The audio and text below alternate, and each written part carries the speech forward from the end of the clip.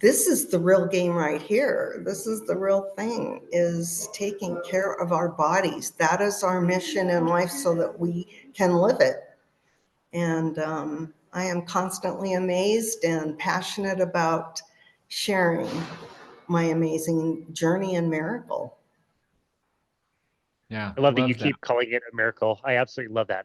Eric, I do have a question for you on the testing that you were mentioning earlier, the slums test, I believe it's called. Yeah. So in your conventional practice, when you hear that somebody is a 14 out of 30, well, what kinds of things are you thinking? And again, in the conventional method of dealing with it, what are you expecting? Like you treat it maybe with a medication? I'm not quite sure. Sorry, we're getting a lot of noise. Sorry about the noise. Shh. Could you guys? Oh my gosh, I'm sorry. You're fine. I'll edit that out. It's fine. So when you hear that somebody is a 14 out of a 28 in the conventional system, what are you thinking as far as like rate of improvement? Do you think you can improve this person? Or are you just trying not to get them to be a 15? And what methods would conventionally be used to try to improve that person?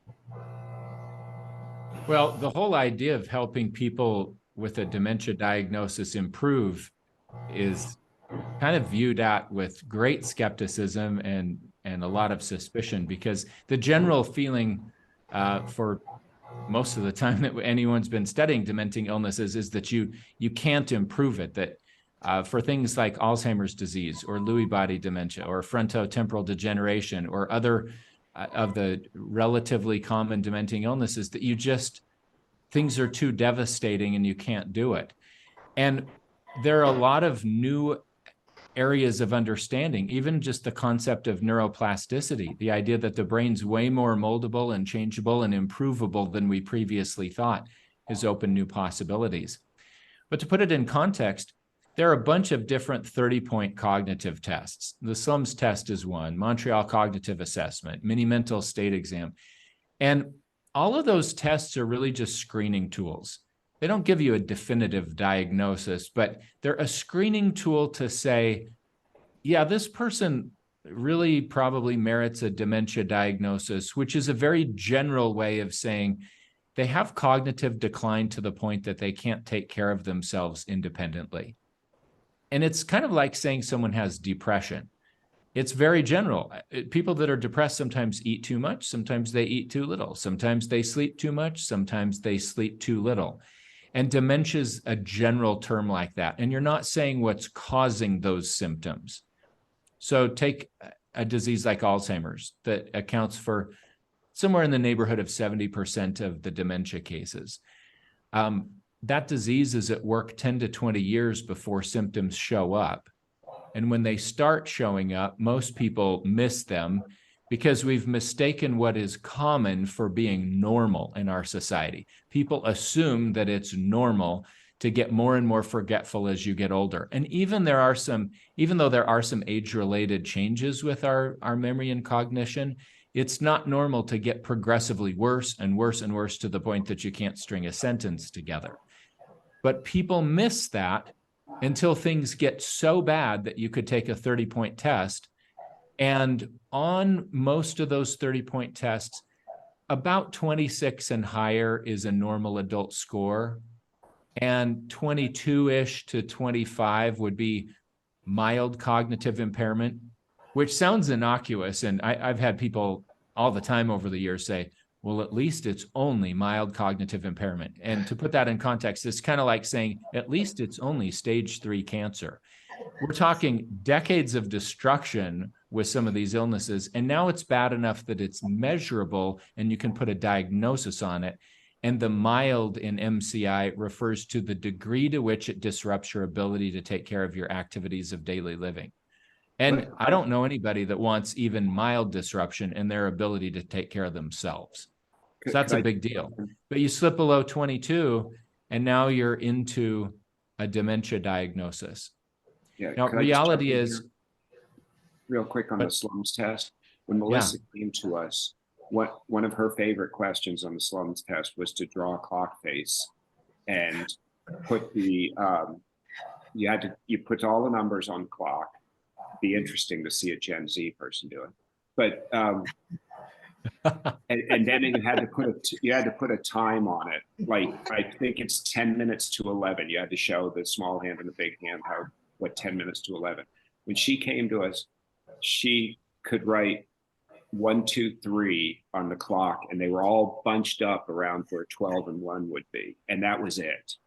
When she left us, not only could she draw the whole clock face, not only could she put 10 to 11 just fine, but she also got extra credit. She wrote the minutes all around the clock too, like 1 to 60, just to show off. Why not? I could. And to put that in further context, Hal, a clock drawing test by itself is often used in a lot of primary care offices as a screening tool, because if someone can't accurately draw a clock, that's highly predictive that they might have the criteria to have a dementia diagnosis. So the fact that Melissa went from not being able to do that to doing it so well is huge. And reality is, if you take 10 people that score 15 out of 30 on one of these dementia screening tests, they're all going to be really different. Some people actually functionally do a lot worse than their score would suggest. Some people do better. It's not that you can extrapolate anything really specific from it, but if you're scoring 15 out of 30, that is strongly down the road of qualifying for a dementia diagnosis. And to score 28 out of 30 is huge. And up until about the last 10 years, the idea that you could have that level of improvement sounded ridiculous. And now there are lots and lots of cases of that happening. We could actually talk all day about just the client load we've served at Mind for All Seasons. But there are all sorts of researchers at various universities. There are people who have published books on it. There are all sorts of practitioners that use similar multimodal kinds of approaches to help people improve their brain health. And they get similar kinds of results a lot of the time. It's not a guarantee, and it's not a cure. To be blunt, if Melissa quits doing the things that make a difference for her brain, she's going to have problems again. Anybody will. But it's a way to live differently with an otherwise really horrific situation that results in total dependence on other people. Wow. Well, thank you for explaining all of that. Melissa, question for you. When you came to Hal for the first time, you said that, or Hal told us that you were willing to do anything that they said.